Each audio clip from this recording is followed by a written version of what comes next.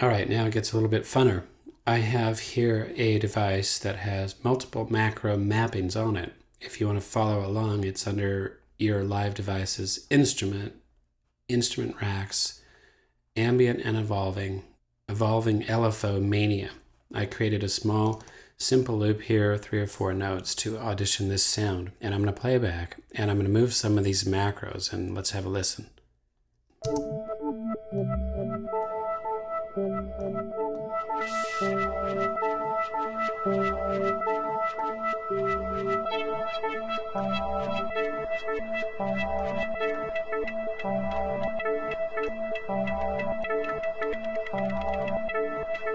Okay, very interesting. Obviously, underneath this is a device. I have my chain list, and I can determine that there's 2 instruments here. If I go down in there, I can see an operator and a simpler. Now, I want to make a point. There are multiple levels of mapping in Live. There is the MIDI mapping, which maps everything to a piece of hardware. We're getting to that. There's the key mapping, which maps everything to the computer keyboard for sitting up in first class on your way to Europe. Okay, so there's those 2 mappings, but those involve hardware. The first being the computer keyboard, the second being a USB MIDI interface. This other macro mapping is everything to do with creating relationships within Live itself.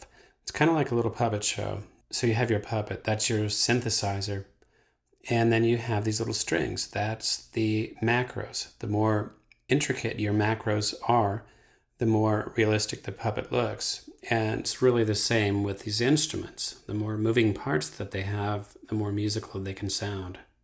Let's look at this. These have colors, and they're named certain things. All right. I want to find out what all this does, so I'm going to go to map mode, and I get this browser, the macro mappings browser. You can determine some color relationships here. I'm going to recolor this LFO rate, and you can see what happens. Okay, I'm going to do the same with the reso, and it's kind of handy to see what's going on.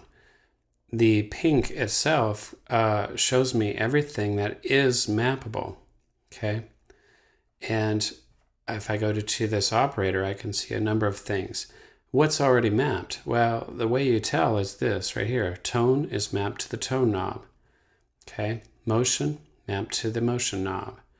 Now, motion can be mapped to multiple things. So let's do that. I'm going to click the motion tab, and I'm already in map mode, so this is kind of gray, but I have brackets here. This bracket means that I can map this thing. Now, there's an easy way to do it. However, you just right click and say map to motion. And then I'm just going to go off and just map a bunch of stuff to motion. I'll try to think of musical things for sure, but let's go to another one. Go down to modulation and map this LFO to motion. And I'm going to map the type of wave to motion. Now when I play and jiggle this knob, listen.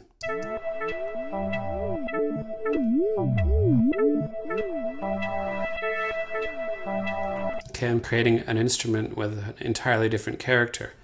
Now, up here, I can create limitations. Say if I get, it starts cracking up on me at 127, I can click drag and make sure that it tops out at 52 or 73. And if it's not giving me enough love down here, I can create a range, okay? And the other thing that I can do is invert things. Okay, so let's just try inverting this release time. I'm going to select it, and then I'm going to right click and say invert range, and then we'll hear it.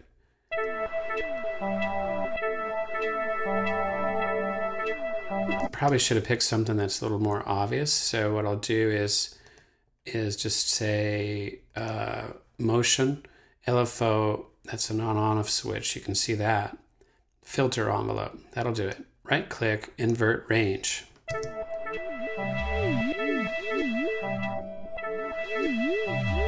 Now I'll go back, right click, invert range.